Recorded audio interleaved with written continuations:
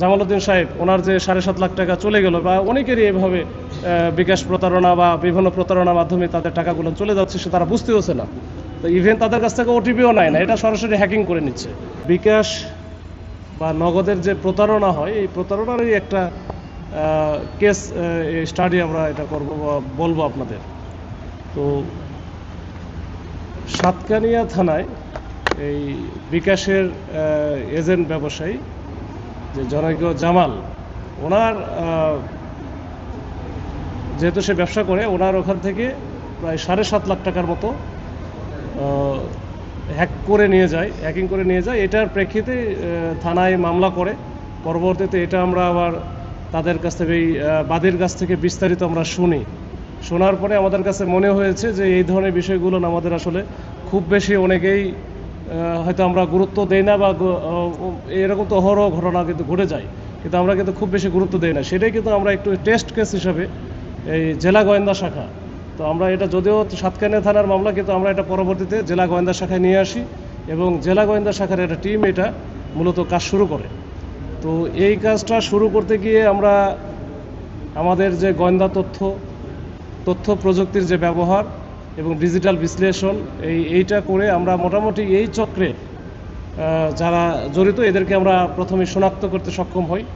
পরবর্তীতে আমরা গতকালকে রাতে আমরা অভিযান চালিয়ে এই চক্রের মোটামুটি হোতা, যেটা চট্টগ্রাম অঞ্চলের নাম হচ্ছে ইকবাল, এই ইকবালকে কিন্তু প্রথমে আমরা আটক করি, এবং আটক করা কিন্তু তাকে কিন্তু আমরা খুব পাচ্ছিলাম না, তার কারণ তাদের যত কিছু আছে, যে মোবাইল নাম্বার থেকে শুরু করে তাদের মোবাইল নাম্বারে তো অভাব নাই।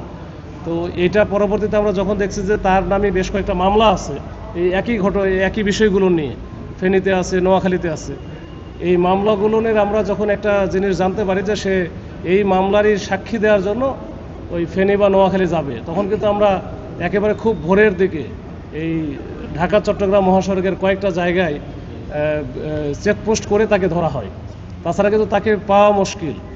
তো যাই হোক, তাকে ধরার পরে আমরা মোটামুটি আমরা এটা বুঝতে পারি, এবং সে প্রাথমিকভাবে স্বীকার করে, এবং তার সাথে যারা ছিল তাদের বিষয়গুলো আমরা যখন আমাদের যে শনাক্তকৃত যে নাম নাম্বার ছিল এটার সাথে মিলে যায়, পরবর্তীতে তার দেয়া তথ্য মতে আমরা কিন্তু রুবেল নামে আরেকজনকে ধরি, এবং তাদের কাছ থেকে তাদের যে ব্যবহারের, যে তারা যে এই প্রতারণার কাজে যে জিনিসগুলো ব্যবহার করে, বিশেষ করে ল্যাপটপ, এখানে তাদের বিকাশের অনেকগুলো রেজিস্ট্রিকৃত সিম, তারপরে যে বিভিন্ন ব্যাংকের যে ATM card, credit card, debit card, এগুলো আমরা উদ্ধার করতে সক্ষম হই।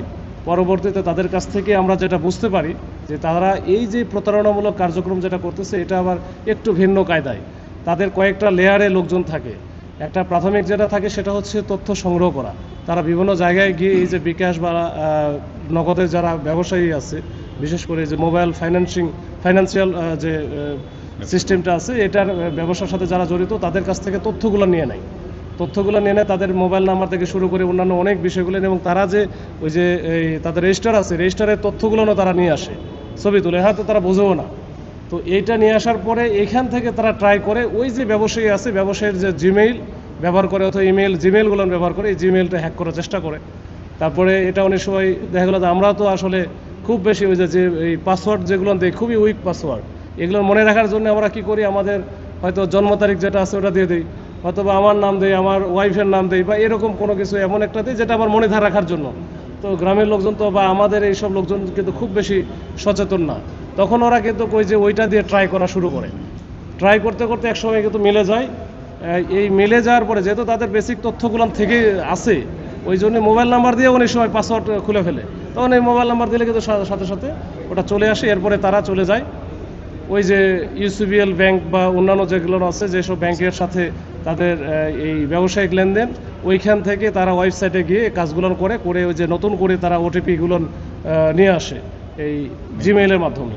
তো নিয়ে আসার পরে এইটা দিয়ে তখন তাদের তো কন্ট্রোলে এই সবগুলো, যখন পুরো মোবাইলটাই তাদের মোবাইলের ভিতরে যে অ্যাপসগুলো আছে, বিশেষ করে বিকাশের অ্যাপস, তারপরে নগদের অ্যাপস, এগুলো সবগুলো তাদের কন্ট্রোলে আসে।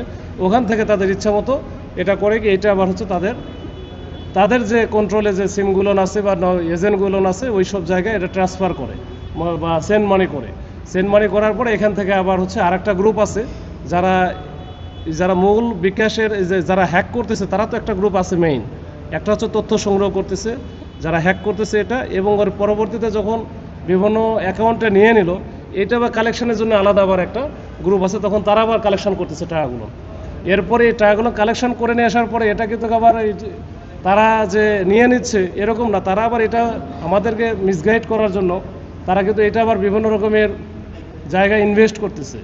কেউ এই যেমন আমরা যেটাকে ধরেছি তারা আবার গরুর ফার্ম আছে তাদের, মানে গরুর ফার্মে এটা ইনভেস্ট করে। তো এইটা আমরা এই যে ইকবালের অ্যাকাউন্ট যেটা দেখেছি যে এটা এক মাসেই প্রায় 63 লাখ টাকার মতো লেনদেন হয়েছে, হ্যাঁ, ট্রানজাকশন হয়েছে। তো এগুলো অন্যান্য যারা আছে তাদের অনেকের তো আমরা এখনও পাই নাই।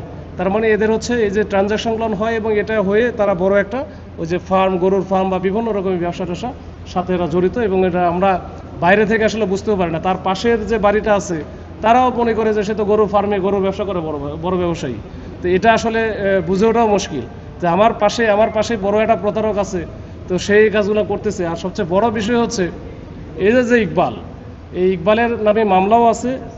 সে যে হ্যাকিং করে এই যে বিষয়, এত এই ইন্টারনেট বা এই ডিজিটাল বিষয় সম্পর্কে এত বেশি জ্ঞান, এটা তার কিন্তু সে কিন্তু শিক্ষিত খুব বেশি না, মানে এসএসসি পাস করা নাই, তারপর ধরলাম হচ্ছে ক্লাস 8 বা 9 পর্যন্ত পড়াশোনা করছে, মোটামুটি বোঝে, ইংরেজি বোঝে, বাংলা বোঝে, হয়তো বোঝে, সে কিন্তু এই কাজগুলো করতেছে। তো ওর কাছ থেকে আমার অফিসাররা মোটামুটি শিখে গেছে আর কি, আমরা যেটা জানি না সেটা কিন্তু সে জানে। তো যাই হোক, এরকম একটা প্রতারক চক্র। তো এই প্রতারক চক্র তারা বিভিন্ন কৌশলে এই যে প্রতারণা কাজ করে যাচ্ছে, এটা শুধু আমাদের এখানে না, এটা সারা বাংলাদেশে কিন্তু তারা করতেছে। এবং একটা পার্টি আছে যারা ওই যে সিম কালেকশন, যেটা সিমগুলো আছে রেজিস্ট্রিকৃত সিম, প্রত্যেকেই সিমগুলো কিন্তু রেজিস্ট্রিকৃত, কারণ না কারণ আমি রেজিস্ট্রেশন করা আছে। দেখা গেলো যে আমরা যেখানে পাইছি যে চক্রকে পাইছি, এদের সবগুলান সিম রেজিস্ট্রেশন করা বগুড়ার কিছু লোকজনের নামে, যারা হয়তো জানেই না যে তাদের নামে এই সিমগুলান ব্যবহার হচ্ছে বা এটা হয়েছে।